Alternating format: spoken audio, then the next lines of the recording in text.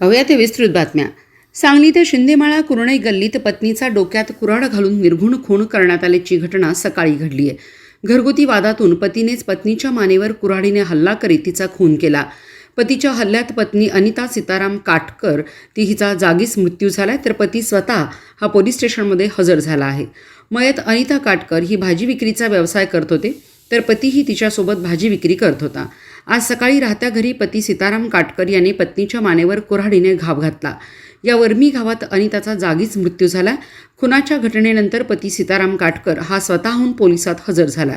शिंदेमाळा कुरणे गल्लीत घडलेल्या घटनेने खळबळ माजली आहे।